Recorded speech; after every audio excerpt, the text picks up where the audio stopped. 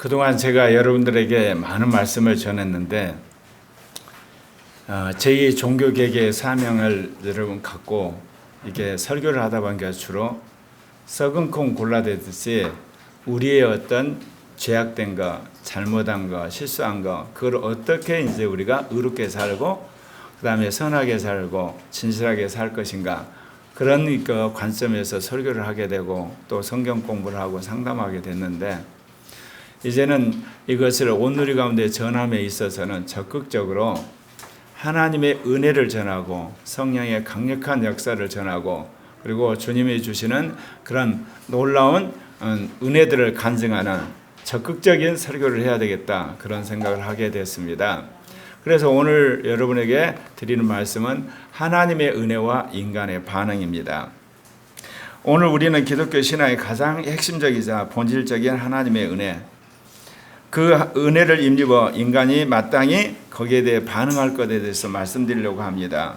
우리가 예수를 믿고 구원을 받아 이 자리에 앉아 예배드리는 이 모든 과정 자체가 은혜의 연속입니다. 기독교는 은혜의 종교입니다. 인간의 공로나 자격이나 노력으로 구원을 얻는 것이 아니라, 그리고 또 자기의 노력만으로, 자기의 수고만으로 축복을 쟁취하는 것이 아닙니다. 창조주 하나님께서 피조물인 우리에게 일방적으로 부어주시는 사랑의 선물, 그리고 우리를 긍휼히 여기시는 하나님의 섭리로 인하여서 우리가 축복을 받게 되는 것입니다. 그래서 우리는 은혜의 하나님을 믿고 그분께 영광과 찬양을 돌리는 것입니다. 그러나 많은 그리스도인들이 하나님의 은혜를 받고 거기에 그쳐버린다는 겁니다. 그리고 받은 바 그 은혜를 육신적으로 살고 자기만을 위해 살고 심지어 세상에 쏟아버리기까지 한다는 것입니다. 그렇기 때문에 우리가 그 은혜를 받았을 때 어떻게 반응하며 어떻게 살아가야 하는지에 대해서 이제 말씀드리려고 합니다. 은혜는 진공 상태에 우리를 머물러 두지 않습니다. 거대한 폭포수처럼 쏟아지는 하나님의 은혜를 받은 사람은 그 심령에 반드시 영적 반응이 일어나게 되어 있습니다. 그래서 그것이 그 사람의 생각과 말과 행동으로 밖으로 드러나게 되어 있다는 것입니다. 오늘 우리가 삶 속에서 경험하는 5가지 대조적인 은혜의 면목을 살펴보고 거기에 우리가 어떻게 반응해야 될 것인가 하나님 말씀 안에서 결단하는 시간 가졌으면 합니다. 첫 번째, 성공하게 하신 은혜와 실패 후에 깨닫는 은혜입니다. 우리는 은혜 그러면 성공하게 하는 은혜만을 생각하기 쉽사리죠. 그러나 실패 속에서 우리가 깨닫는 은혜도 있습니다. 우리 인생길에는 따스한 햇살이 비치는 성공의 탄탄대로가 있는가 하면 칠흑 같은 어둠 속에서 좌절한 실패의 골짜기도 있습니다. 우리는 보통 일이 잘 풀리고 세상에 성공을 거둘 때만 하나님의 은혜라고 고백을 하죠.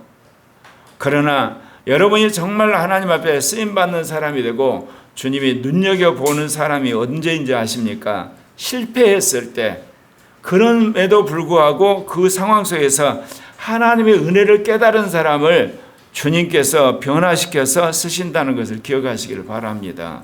왜 그러냐면 하나님의 은혜 받은 데 감사했던 그 사람은 자연스럽게 시간이 가면 교만합니다. 자고해집니다. 더더욱 하나님의 영광을 자기가 가로채는 것이 십상이게 되어 있습니다. 그러나 혹독한 실패와 좌절과 죄악 가운데서 자기의 연약함을 이제 인식을 하고 깨닫게 하나님 은혜 안에서 새롭게 변화된 사람은 말하자면 성공을 해도 하나님의 은혜라는 것을 그가 고백하게 되어 있습니다. 이제 좋은 대학에 합격하고 사업이 번창하고 직장에 승진하고 자녀들이 좋은 길로 갈 때는 우리는 감사의 예물을 드리고 은혜를 찬양합니다. 그것은 분명히 성공하게 하신 하나님의 은혜인 것은 맞습니다. 나의 지혜와 노력으로 그 자리에 오른 것 같지만 하나님께서 우리에게 건강을 주셨습니다. 환경을 열어주셨습니다. 재물 얻을 능력을 주셨습니다. 그리고 그 상황에서 놀라운 지혜를 주신 하나님의 보이지 않는 은혜가 있었다는 것입니다. 성공의 은혜를 입은 인간이 마땅히 여러분 취할 반응은 뭘까요? 겸손과 하나님의 주권을 인정하는 것입니다. 그러니까 하나님은 은혜를 주신 다음에 성공하는 그런 계기를 통해서 뭐를 보고 있냐? 그가 겸손한 건가? 하나님의 주권을 인정하는가를 주님이 또 테스트를 하십니다. 그래서 우리가 교만하거나 하나님의 주권을 인정하지 아니할진대 주님께서는 이제 다음 기회에 그 은혜를 걷어버리시는 겁니다. 그래서 우리 인생이 쌓인 곡선을 걷는 겁니다. 이게 다윗은 역대상 29장 14절에서 모든 것이 주께로 말미암아 싸우니 우리가 주의 손에 받은 것으로 주께 드렸을 뿐이라고 했습니다.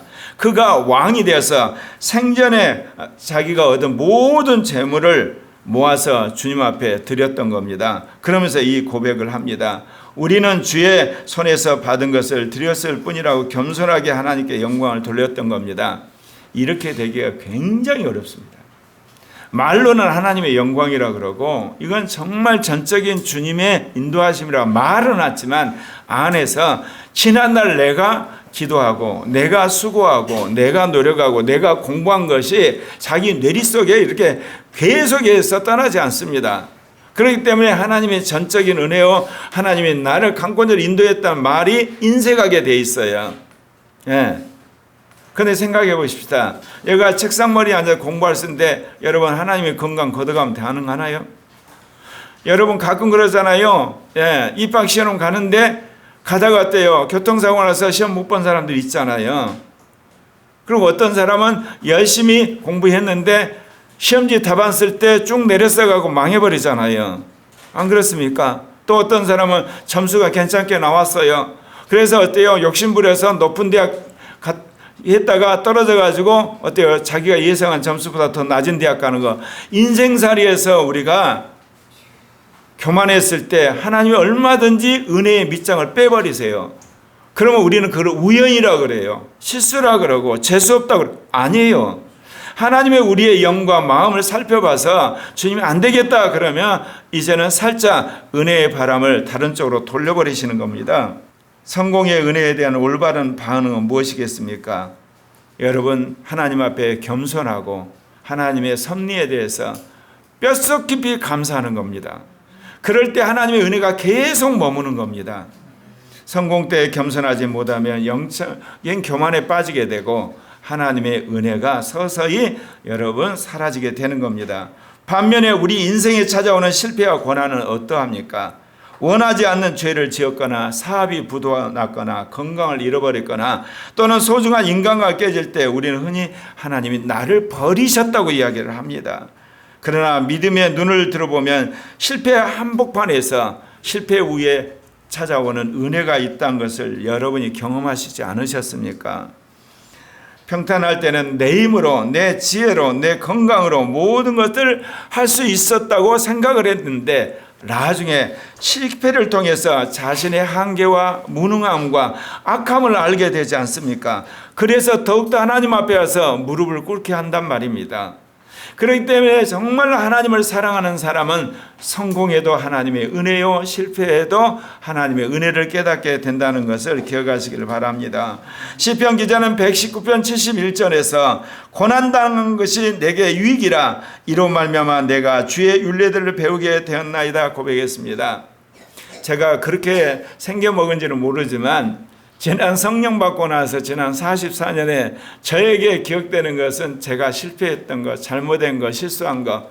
그런데 그거를 하나님의 은혜로 극복한 것, 그거는 머릿속에 정말 확 새겨져 있어요. 은혜 받고 잘 되고 괜찮은 것들은 별로 기억이 없어요. 그런데도 불구하고 하나님은 저에게 정말 말할 수 없는 지혜 말씀의 은사와 지식의 말씀의 은사, 믿음을 통해서 역사를 하시거든요. 어제는 우리가 이 오순절 정교연 10일 기도회를 하는데 학습 통변에 대한 하나님의 말씀을 받았어요. 여러분이 이제 방언을 하잖아요. 방언을 하는데 방언을 막는 것도 뭐였죠? 육신적인 생각 때문에 방언을 싫어해서 못 하잖아요. 그거를 이제 주여 주여를 하든지 할렐루야를 하든지 아버지를 하든지 뭐를 하든지 해서 이성을 꽉 묶어 놓을 때 방언이 터지는 거, 그걸 학습방언이라고 제가 가르쳤잖아요. 여러분 이게 학습 통변을 어제 주님이 확실하게 내말을 주셨는데 여러분이 이제 방언을 열심히 하는데 왜 통변이 안 되냐면 또 그놈의 생각이 따라와서 그런 거예요. 그러면 그 생각을 어떻게 고치냐? 여러분, 생각을 스톱하려고 하면 더 생각이 힘차게 따라옵니다. 그 생각을 고치는데 이제는 아예 적극적인 방향으로 여러분이 하시면 돼요. 방언을 하면서 어때요? 생각이 올릴 때 하나님을 찬양합니다. 그거를 딱 바꿔서 하나님 찬양하는 여러분 마음속에 생각의 기도를 해버리시면 됩니다. 또 기도를 열심히 하다 보면 또 생각이 따라오잖아. 주님은 위대하십니다. 왜 제가 그 말씀을 확신하게 됐냐면요, 수많은 사람들의 방언 통역을 봤을 때 거의 대부분이 그 통변이 뭐로 나온지 아십니까? 주님 감사합니다. 내 영혼이 주를 경외합니다. 하나님은 위대하신 분입니다. 주님은 나를 지켜주신 분입니다. 성경에 있는 말씀을 전부 반복하는 내용이 거의 태반이에요. 근데 그럴 수밖에 없는 것이 내 영이 구원받은 것에 대해서 감격을 해서 주님의 영과 대화를 하는 거거든요. 그렇다면 여러분이 방언을 하는데 생각이 떠오르면 아예 그거를 여러분이 그 순간적으로 그거를 하나님이 기뻐하는 생각으로 바꿔서 기도를 올려버리시면 돼요. 그러면 점차적으로 무슨 일이 벌어지냐? 여러분이 방언을 할 때 따라오는 생각이 이제 사라지게 되는 겁니다. 그래서 집중하게 되면 어느 순간부터 통변이 되기 시작해요. 물론 이게 문장으로 된 사람도 있지만 대부분 단어로부터 시작되죠. 그렇게 되면 여러분이 이제 통변이 열리게 되고 나중에 방언하고 통변하게 되면 하나님께서 아예 처음부터 대언하고 예언하게 하시는 그런 은혜가 임할 줄 믿습니다. 여러분, 왜 제가 이거를 깨닫게 됐을까요? 성령 받고 44년이고 방언 받고 제가 41년이 됐는데 이날까지 제가 포기하지 않는 게 뭐겠어요? 어떻게 하면 내가 통변을 하고 다른 형제자매들에게 통변받게 할 것인가를 수없는 실패 속에서 제가 포기하지 않고 구했는데 비로소 어제 레마를 받았어요. 아, 그렇구나. 사랑하는 형제 자매 여러분, 우리가 실패 속에서 하나님의 은혜를 받게 된다는 걸 믿으시기를 바랍니다. 네, 믿음의 눈을 들어보면 실패의 한 복판에서 하나님께서 실패 가운데 주시는 은혜가 있다, 그 이야기입니다. 실패 속에서 우리가 받는 인간의 은혜는 어떤 걸까요? 철저한 회개와 신앙의 근본으로 돌아가는 겁니다. 그것 때문에 주님이 실패하게 하고 죄 짓는 거 허락하게 하는 거고 악한 짓 하는 것을 주님이 지켜만 보시는 거거든요. 하나님은 실패를 통해서 영혼의 불순물을 청소를 하십니다. 그리고 내 안에 있는 모든 탐욕을 걷어냅니다. 그리고 자기의 악함을 알고 자기의 주관을 깨뜨리게 하시고 오직 주님만 바라보게 만드시는 거예요. 그것이 이기는 자로 가는 또 다른 길이 되는 거예요. 그렇게 해서 여러분이 14만 4천의 길로 간다는 거 여러분 꼭 기억하시기를 바랍니다. 실패 속에서 깨달아지는 은혜라는 겁니다. 두 번째는 지금까지 받은 은혜와 앞으로 받을 은혜입니다. 시간의 지평에서 하나님의 은혜를 바라볼 때 우리는 과거의 은혜와 미래의 은혜를 동시에 발견하게 됩니다. 먼저 우리는 지금까지 받은 은혜를 기억해야 합니다. 지나온 삶을 되돌아보면 우리는 한순간도 하나님의 손길이 미치지 않는 곳이 없었습니다. 수많은 위기의 순간 죽을 것만 같았던 영육간의 질병 속에서 사탄의 유혹과 미혹 속에서 그리고 죄악의 구렁텅이에서 하나님은 우리를 붙드시고 인도해 주고 끄집어내 주셨습니다. 그렇기 때문에 우리는 하나님을 찬양하는 것입니다. 이스라엘 백성이 블레셋과 싸움에서 승리한 연후에 하나님 앞에 은혜에 대해서 이렇게 감사하는 대목이 나옵니다. 사무엘상 7장 12절입니다. 사무엘이 돌을 취하여 미스바와 센 사이에 세워 이르되 여호와께서 여기까지 우리를 도우셨다 하고 그 이름을 에베네셀이라고 했습니다. 어떤 장로님이 은혜를 받아서 에베네셀이라는 회사를 세웠잖아요. 여러분, 하나님이 여기까지 우리를 도우셨다. 에베네셀의 은혜입니다. 사무엘과 이스라엘이 전쟁에서 이긴 것을 그들이 기념해서 에베네셀의 하나님을 여러분 찬양했던 것처럼 오늘 우리도 내가 여기까지 오게 된 것에 대해서 에베네셀의 하나님을 찬양하는 여러분 되시기를 바랍니다. 과거의 은혜, 즉 지금까지 받은 은혜에 대해서 인간의 합당한 반응은 뭘까요? 기억하고 감사하는 겁니다. 여러분, 죄에 대해서 악한 것에 대해서 주님이 용서해 주면 다 잊어버려야 되지만 꼭 기억해야 될 게 있습니다. 하나님이 나에게 베푸신 은혜, 그 은혜를 기억하고 감사하는 여러분 되시기를 바랍니다. 우리의 뇌에 하나님께서 장기 기억을 주셨는데 장기 기억은 쇼크가 일어난 것을 기억한다고 그래요. 또 하나는 뭐냐? 반복적으로 하는 걸 기억하거든요. 그러면 쇼크가 하는 것 중에 뭐야? 교통사고 당했다든지 아니면 자기가 굉장히 어려운 재정적인 어려움을 당했다든지 인간관계 뒤틀린 거 기억하는 거, 여러분 그것보다도 하나님이 나에게 주신 은혜를 감사하고 그거에 대해서 여러분 기억하고 찬양을 드리는 여러분 되시기를 바랍니다. 제가 평소에는 하나님 주신 은혜가 기억나질 않아요. 그래서 저는 어떤 때 하나님이 주신 은혜를 제 임마누엘 쭉 쓰거든요. 그러다 보면 한 두세 페이지 돼요. 이제 그럴 때 몰아때려서 제가 정리를 하거든요. 그러니까 제가 하나님 은혜에 대해서 기억하지 않는다는 게 아니고 그럴 때, 그런데 대부분 그렇게 할 때가 뭐냐? 내가 굉장히 힘들 때, 어려울 때 나를 돌아보는데 하나님이 어떻게 나를 인도해 오는가를 정리하면서 그때쯤 되면 하나님이 새로운 말씀을 줘요. 그래서 이제 일어서게 되는 거거든요. 예. 시편 기자는 그의 모든 은혜를 잊지 말라고 이야기합니다.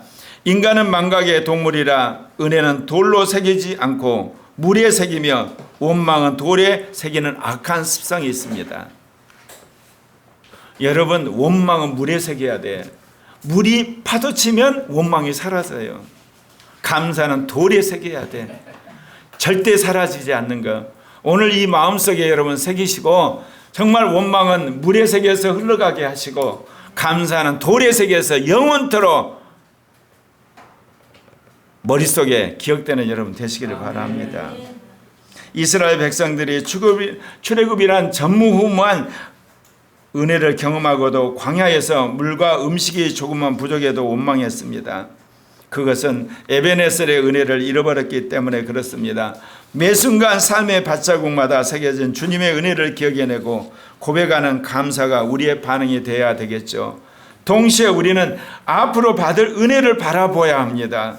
많은 사람이 미래에 대한 불안과 그리고 두려움에 사로잡혀 삽니다. 노후 대책, 자녀들의 장래, 국가의 경제적 위기, 또 교회에 대한 앞날, 정말 다가오지 않는 내일에 대한 염려, 걱정이 우리를 엄습합니다. 그러나 하나님은 에레미야 29장 11절에서 다음같이 우리를 격려하십니다. 여호와의 말씀이니라 너희를 향한 나의 생각을 내가 안하니 평안이고 재앙이 아니니라 너희에게 미래와 희망을 주는 것이니라. 그렇게 약속하셨습니다. 우리 안에서 선한 구원의 일을 시작하신 하나님께서 앞으로 여러분을 끝까지 붙드셔서 천국에 입국하게 하시고 그리고 여러분을 이기는 자가 되게 하실 그 놀라운 계획을 가지고 인도하실 것을 믿으시기를 바랍니다. 내일은 우리가 모르는 미지의 영역입니다. 그러나 내일을 통치하신 그 하나님을 믿기 때문에 우리는 미래에 대해서 소망을 갖고 평강을 가지고 준비를 하게 되는 것입니다. 내 자신이 생각하면 불안하죠. 인간들이 하는 짓만 생각하면 얼마나 힘들고 어렵습니까? 그러나 지금까지 나를 도우신 하나님, 내일의 모든 걸 준비하신 하나님을 믿기 때문에 우리는 내일을 바라보며 은혜를 기다리게 되는 것입니다. 그러므로 앞으로 받을 은혜에 대한 인간의 마땅한 반응은 무엇이겠습니까? 소망과 준비입니다. 여호와 이레, 즉 내일의 삶을 미리 앞서가셔서 가장 좋은 것으로 준비하신 하나님을 우리가 소망하고 거기에 맞게 내가 준비하는 것입니다. 31년 코리아교회 목회하면서 제일 안타까운 것은 뭐냐? 물론 제가 제2종교개혁의 사명을 받고 제3차 복음화 운동의 사명을 받고 민족의 복음통일의 사명을 받은 것은 맞지만 수십 년을 이야기를 해도 전혀 여러분 것들이 안 되더라고요. 이제 우리 간사님들하고 사역자 훈련 받은 사람들이 조금 그것이 이제 침투가 돼서 저와 같은 그런 이제 비전과 소망을 갖게 됐는데 아직 우리 청년들이나 청소년 어린아이들에게는 그게 전혀 자기와는 관계없는, 제가 정말 안타까워요. 여러분, 하나님이 살아계시잖아요. 내가 아무것도 없어요. 진짜 무식해요. 돈도 없어요. 그런데 하나님의 비전을 꽉 여러분이 믿고 나가게 되면 그 믿는 것 때문에 하나님이 역사를 하시는 겁니다. 단 조건이 있습니다. 어려울 때 여러분 부인하시면 안 됩니다. 힘들 때 여러분 하나님을 삿대질하시면 안 돼요. 그때도 하나님은 하실 거야. 네. 그래서 여러분 받은 바 은혜만 감사할 뿐만 아니라 받을 은혜를 감사하시기를 바랍니다. 근데 받을 은혜를 감사할 때 여러분 뭐를 봐야 되냐면 행동 보면 안 돼요. 말을 봐도 안 돼요. 여러분 뭐를 봐야 돼요? 영과 그 사람의 마음을 보셔야 돼요. 그 사람이 거듭났고 그 사람이 변화되면 확실히 변화되는 겁니다. 왜? 영이 변하고 마음이 변하면 여러분 믿음이 강해지고 양심이 변하고 이성이 바뀌고 말이 바뀌고 행동이 바뀌고 환경이 바뀔 텐데요. 그래서 받을 은혜라고 할 때 그 자리가 어디냐? 거듭난 영과 새로운 마음인 것, 그리고 믿음이란 걸 기억하시기를 바랍니다. 3. 직접 받은 은혜와 타인을 통해 받은 은혜입니다. 하나님께서 당신의 자녀들에게 은혜를 베푸시는 방편에는 통로의 다양성이 있습니다. 그 중에 하나가 하나님께서 스파크 튀듯이 영혼에 직접 붙는 그런 은혜입니다. 직접 받은 은혜라고 할 수가 있죠. 사도 바울이 다메섹 도상에서 부활하신 예수님을 강렬한 빛 가운데 만나드렸던 것이 대표적인 사건입니다. 바울은 갈라디아서 1장 12절에서 이는 내가 사람에게서 받은 것도 아니고 배운 것도 아니요 오직 예수 그리스도의 계시로 말미암은 거다. 하나님 직접 주신 거예요. 제가 늘 이야기하자면 저도 44년 전에 군대에서 한 6개월 동안 진료 때문에 기도하다가 10일 동안 성령 세례 받은 거 하나님이 직접 나에게 주신 거거든요. 여러분 인생에도 하나님이 직접 주신 것들이 있어요. 대부분 그게 레마로 기억되는 거예요. 그거는 누가 여러분에게 가르쳐 줬는데 그것이 그 자리에서 믿어진 게 아니라 그게 처음에는 전혀 감동이 안 왔는데 어느 날 하나님께서 자기에게 강력히 말씀하심으로 자기에게 새겨진, 그리고 자기에게 직접 주신 은혜가 있다는 겁니다. 사도 바울이 그랬죠. 자신이 전한 복음이 사람에게 배운 것도 아니고 받은 것도 아니고 오직 예수 그리스도의 직접적인 계시라. 오늘 우리에게도 골방에 기도하다가 성령이 뜨거운 불을 받아서 그런 체험을 하든지, 아니면 여러분이 성경책을 읽다가 심령을 쪼개는 그런 말씀을 받았든지, 아니면 정말 참석하기 싫은 부흥에 참석했는데 하나님의 말씀이 나에게 임해가지고 가정이 확 뒤집어져 버렸든지, 아니면 어떤 여러분 경건서적을 읽다가 그 사람의 일생 가운데 어느 보고 정말 퍽퍽 울다가 여러분 가운데 직접 은혜를 주시든지 분명한 직접적인 은혜의 순간들이 있었을 것입니다. 그러면 이런 직접적인 은혜에 대한 인간의 반응은 뭐겠어요? 절대적인 헌신과 증인된 삶이에요. 절대적인 헌신이에요. 제가 그런 10일 동안 성령 세례를 받은 것 때문에 이날까지 40년이 넘도록 제2 종교개혁의 길을 오는 거예요. 제3차 성령운동의 길, 세계 복음화의 길, 지금도 오잖아요. 여러분 우리 교회에서 하는 기도 제목을 보세요. 누가 뭐 웃어버려요. 저거. 아니 저것이 이루어진다고? 말도 안 돼.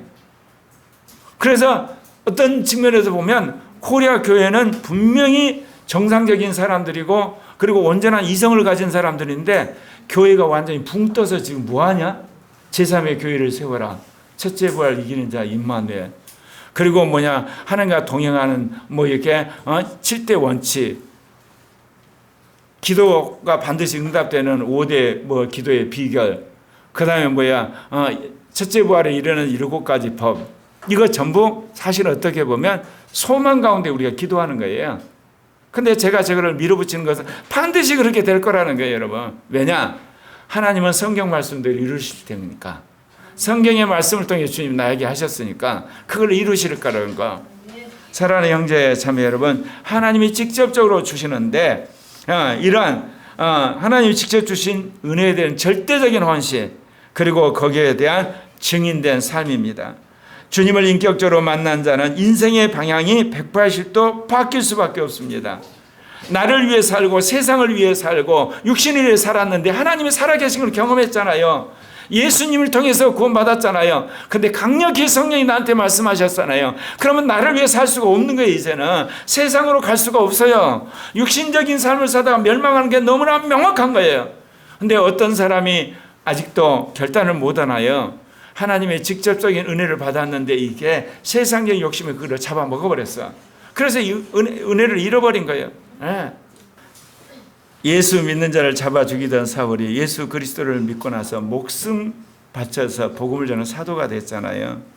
여러분, 신비한 체험이라는 게 뭐겠어요? 신비한 체험이라는 것은 자기가 다른 사람에 대한 우월감을 가지는 기억이 아니에요. 이 땅의 것은 다 허무한 거구나.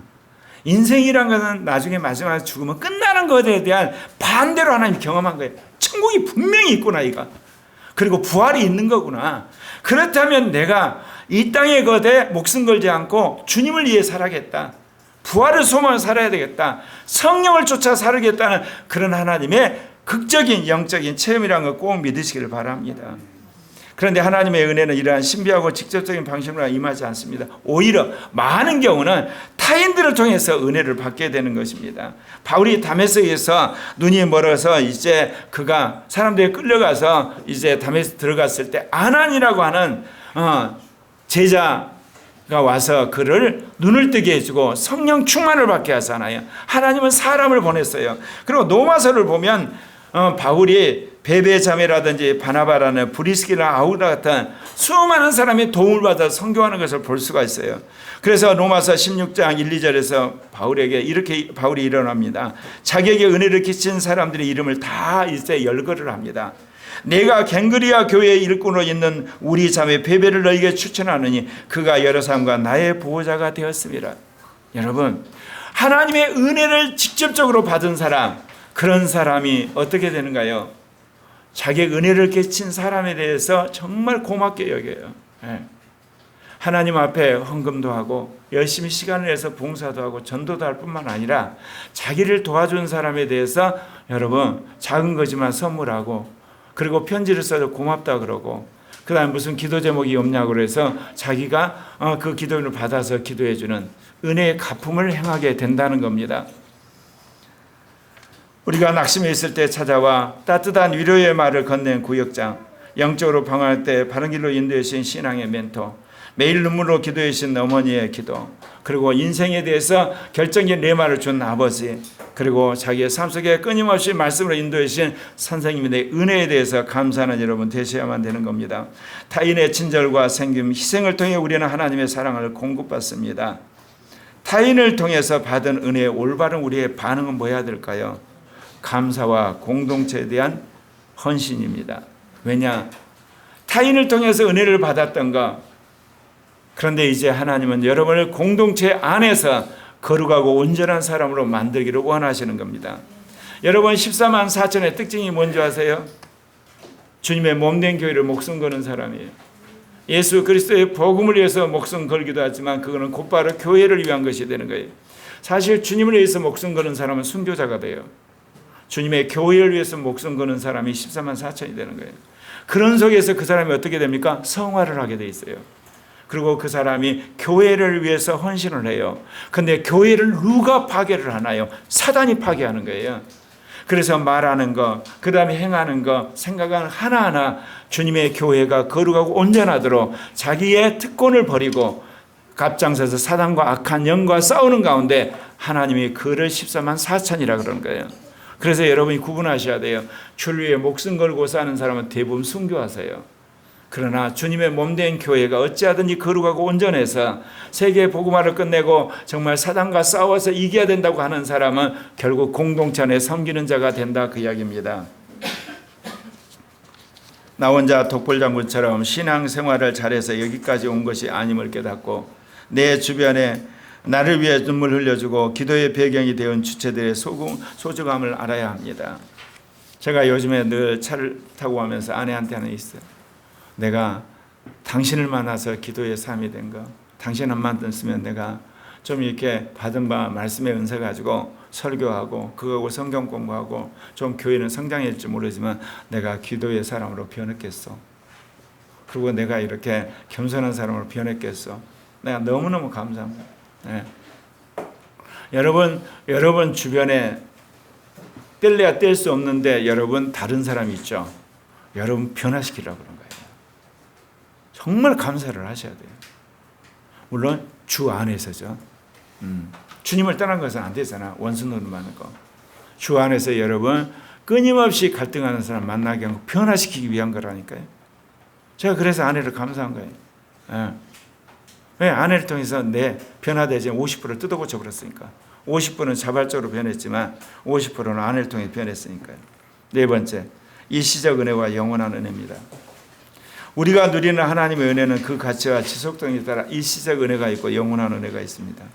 일시적 은혜란 건 이 땅에 살아가는 데 필요한 육체적, 환경적 은혜들을 말합니다. 일상의 양식들, 건강한 몸, 물질적인 풍요, 그리고 세상에서 명예, 안정적인 삶, 이건 다 일시적인 은혜입니다. 이 일시적인 은혜 또한 하나님이 주신 일반 은혜인 것은 분명합니다. 전도서 3장 12절 13절에 사람들이 사는 동안에 기뻐하며 선을 행하는 것보다 더 나은 것이 없는 줄을 내가 알고 사람마다 먹고 마시는 것과 수고함으로 낙을 누기는 그것이 하나님의 선물인 줄을 또한 알았도다. 그렇습니다. 네. 하나님 우리 일상생활 속에 주기는 일시적인 은혜, 그러나 이 땅에서만 필요한 은혜라는 겁니다. 일시적인 은혜에 대한 인간의 합당한 반응은 뭡니까? 자족함과 초연함입니다. 일시적 은혜에 목숨 거시면 안 돼요. 그런 사람은 육신적으로 끝나요. 이 세상 것이 결국 우상이 되어서 멸망의 길로 가게 돼 있어요. 왜냐? 여러분 일시적 은혜에 대해서 여러분 관심을 갖고 있다는 건 여러분이 어때요? 기수가 땅을 향해 있다는 거예요. 그럼 결국은 나중에 그 비행기는 추락하고 마는 거예요. 일시적 은혜는 여러분 꼬리에 달고 여러분의 기수는 어디를 향해야 되겠어? 영원한 은혜를 향해야 돼요.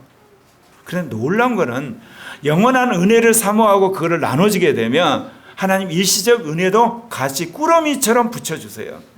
예. 내가 분명히 이야기하지만 우리나라가 G2가 된다니까요. 지금 한국에 내놓으라는 모든 대기업이 어디로 가요? 미국으로 가고 있어요. 왜냐하면 미국이 지난 클린턴하고 오바마, 바이든 시대에 미국의 재벌들이 공산주의 종주기인 중국에 가서 돈을 벌면서 미국의 모든 제조업을 쇠퇴시켜버렸어요. 그러니까 미국이 지금 껍질만 강대국처럼 보이는 것처럼 보이는 거예요. 그러나 미국은 막강해요. 세계 83억 중에 15억이 영어를 써요. 달러 패권이 있어요. 막강한 군사력이 있어요. 그리고 함께하는 적어도 기독교 국가들이 있어요. 그러니까 트럼프가 이제 제조업을 다시 살려야 되겠다는 거야. 그런데 제조업을 살릴 기술자가 없어요. 과학자가 없고 경영자가 없고.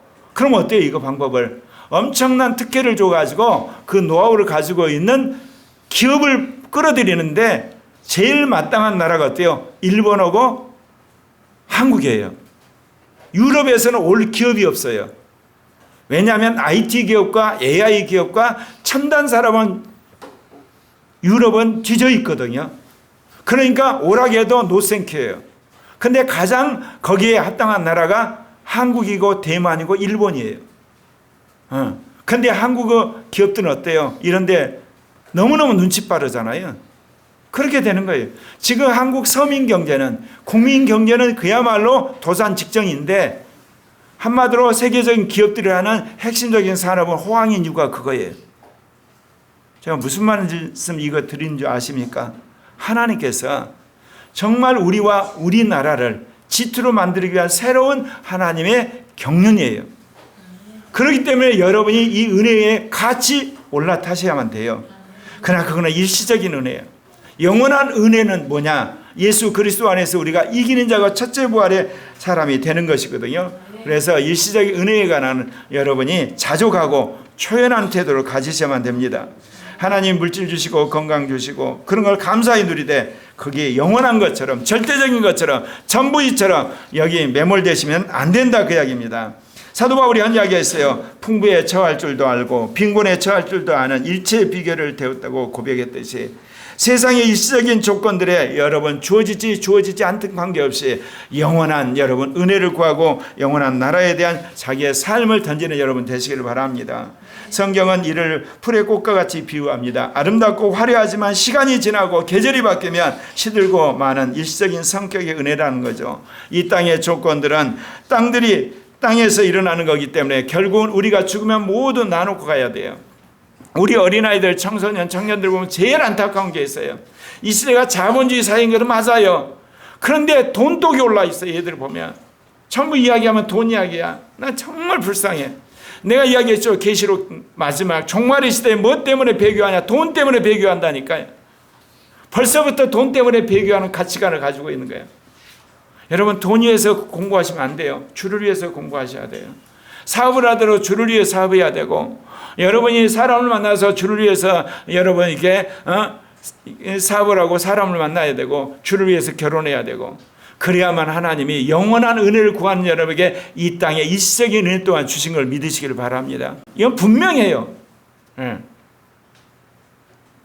우리에게는 결코 퇴색되거나 사라지지 않는 영원한 은혜가 있습니다. 그것은 바로 예수 그리스도의 십자가 대속을 통해서 우리가 받은 구원과 그리고 영원한 부활입니다.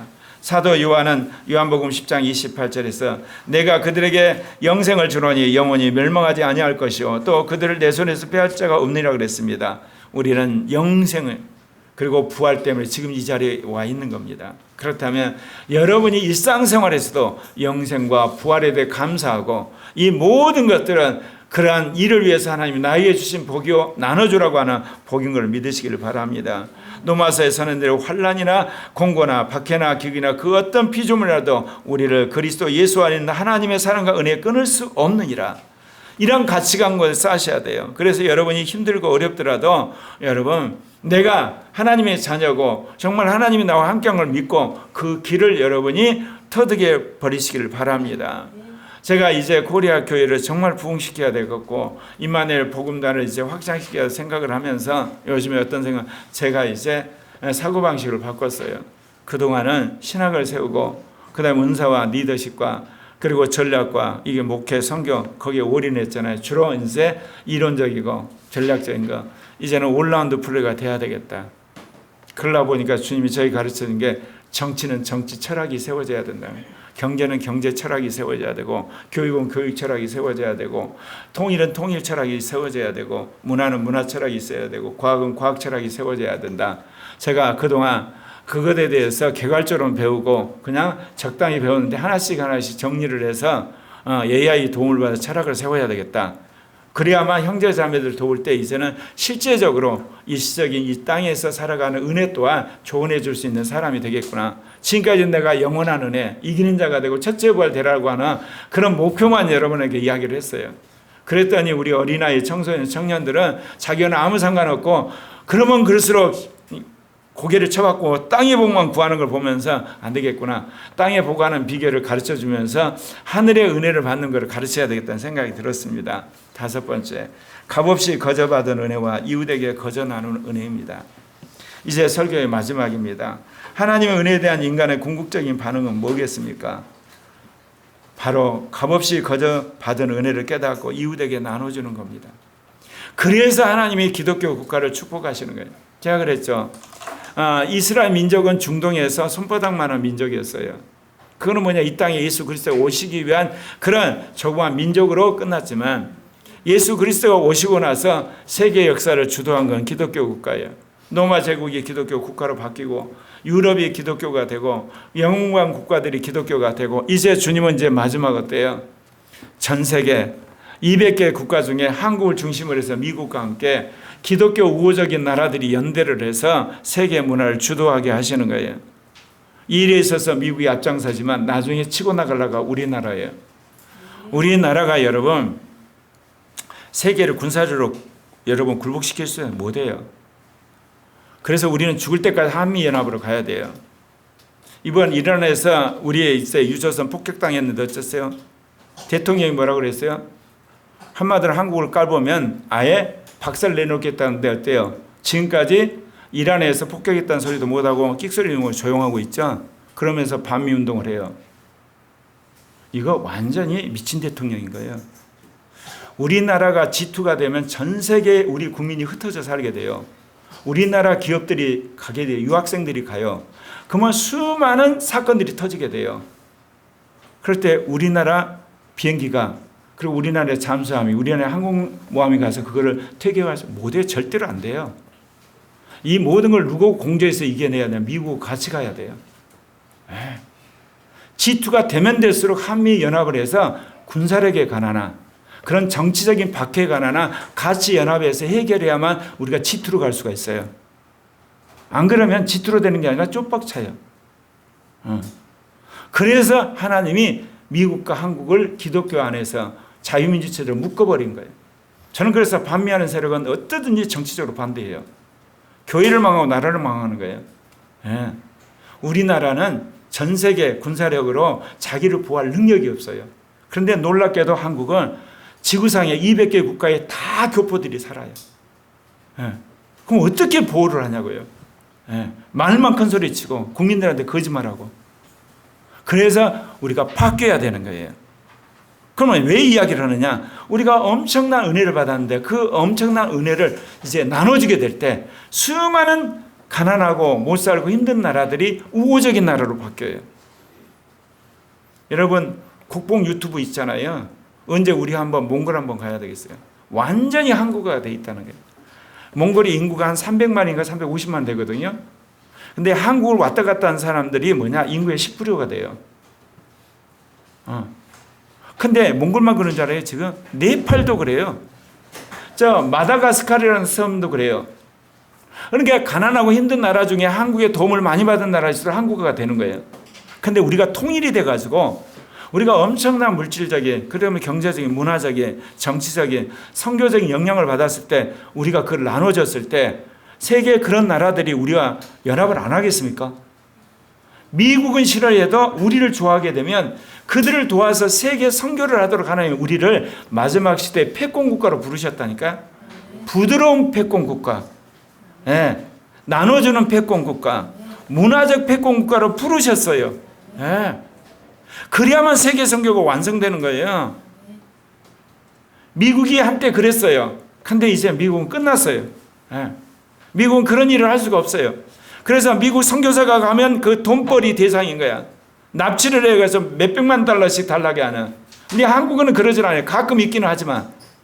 그래서 하나님이 주신 값없이 받은 은혜를 국가적 차원에서, 교단적 차원에서, 사회적 차원에서, 기업적 차원에서 나눠주는 나라, 그것이 저의 소망이에요. 로마서 3장 24절에 그리스도 예수 안에 있는 속량으로 말미암아 하나님의 은혜로 값없이 의롭다 하심을 얻은 자 되었느니라.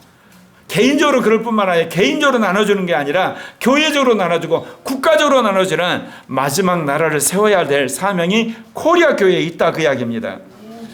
주님은 정말 우리가 받은 은혜에 멈추지 아니하고 거저받은 은혜를 진짜 사람들에게 전해주는 것, 그것은 뭐겠어요? 전념성과 확장성이에요.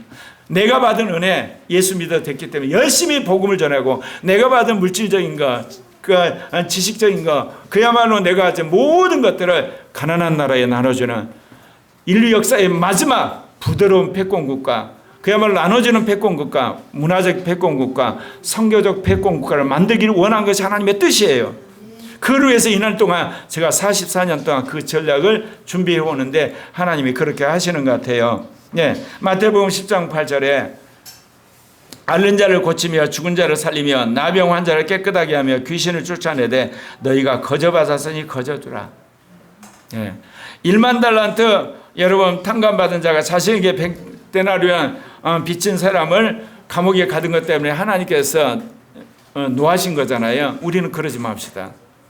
정말 찢어지게 가난했던, 해방 막 되고 났을 때 밑바닥에 있던 나라가 이렇게 선진국까지 됐잖아요. 이제는 G2까지 되어서 정말 나눠주는 나라, 정말 도와주는 나라. 그런데요, 구조적으로 그렇게 돼 있어요. 우리 인구가 여러분 줄어들잖아요. 그러면 어쩔 수 없이 G2가 되려면 전 세계에서 가장 앞서가는 엘리트들을 우리나라 국민으로 귀화를 시켜야 돼요. 그럼 그들이 여기 와서 혜택을 받고 은혜를 받으면 어떻게 했어요? 그들을 복음화시키면 결국 노년에 또는 어떤 계기로든지 자기 나라 가서 복음을 전하는 그런 날이 꼭 와요. 그러니까 하나님이 그 모든 것을 통해서 마지막 시대에 주님이 제3차 세계 복음화를 하고 은혜를 나누는 날로 준비를 했다니까요. 그뿐만 아니라 우리 국민이 지금 남북한 합쳐서 이제 한 8천만 되는데 거의 한 650만이 전 세계에 흩어져 있다니까요. 이제 수많은 사람이 유학을 오고 이민을 오고 귀화를 해서 한국에 살다가 자기 나라에 가서 복음을 전하게 되고, 한 650만 흩어져 있는 교포들이 복음을 전하게 되고, 이제 한국에 있는 대학이나 기업이나 학교나 선교단체가 다른 나라에 가서 그 나라를 도우면서 복음을 전하는 위대한 역사에 그야말로 생각지 못한 그런 일을 주님 계획하고 계시는 거예요. 개인으로 받은 은혜를 개인으로 나누고, 지역교회 받은 걸 지역에 나누는 정도가 아니라 나라가 받은 은혜를 전 세계에 하나님 뿌리기를 원하신 계획이 있다는 것을 기억하시기를 바랍니다. 베드로 사도는 하나님의 여러 가지 은혜를 맡은 선한 청지같이 서로 봉사라고 권면합니다. 내게 주신 물질, 내게 주신 건강, 내게 주신 달란트, 내게 주신 시간을 나 혼자 잘 먹고 잘 살라고 주신 것이 아니라 은혜에 굶주린 이웃들을 상처받고 소외받은 이웃들, 그리고 가난하고 힘든 나라들, 그야말로 어찌할 바를 모르고 사단과 악한 영에 사로잡혀 우상에 찌든 나라들에게 정말 개화의 물결, 그리고 경제 발전의 그런 혜택들, 교육의 발달들, 그리고 복음을 전하는 그런 코리아가 되기를 바랍니다. 그래서 코리아 교회 세우신 걸 믿습니까? 우리가 대가를 바라자고 이웃에게 사랑을 베풀고 용서할 수 없는 자를 조건 없이 용서하고 고통받는 자들의 손을 잡아줄 때 세상은 우리를 통해 보이지 않는 하나님의 값없는 은혜를 시각적으로 보게 될 것입니다. 은혜의 진정한 종착지는 내 아니라 나를 통해 이웃에 흘러가는 은혜란 걸 기억하시기를 바랍니다. 사랑하는 성도 여러분, 하나님께서 코리아 교회는 단순히 지역교회로 끝나는 것이 아니라, 그리고 국가교회로 끝나는 거예요. 세계교회에 하나님께서 디딤돌이 되도록 우리를 부르셨어요. 시작은 미약하나 나중은 창대하려나 주님의 분명한 하나님의 계획이 우리를 통해서 이루어질 겁니다. 우리나라가 왜 디지털 강국이 됐나요? 여러분, 세종대왕이 한글을 만들 때부터, 이수신이 배 12척 가가지고 이 한반도를 외구에서 막을 때부터, 그리고 미군이 와서 이 나라를 대한민국에 세울 때부터 우리 민족 역사가 마지막 시대, 말하자면 부드러운 패권국가, 문화적인 패권국가, 선교적 패권국가, 그야말로 모든 나라와 더불어하는 연대하는 패권국가를 만들 계획 속에서 우리를 부르셨어요. 이 일의 중심에 코리아 교회가 그 선각자로 하나님의 예언적 말씀을 갖고 세워진 거예요. 그래서 여러분이 이 비전을 가지고 여러분이 하게 되면, 하나님은 하는 일마다 이 비전을 갖고 나가게 되면 여러분 개인과 가정과 여러분의 가문이, 그리고 코리아 교회가 더 나가서 우리가 세울 복음당과 그리고 우리 민족 전체가 복을 받게 될 줄 믿습니다. 그리고 복을 흘러 보내는 그런 민족과 교회가 될 줄 믿습니다.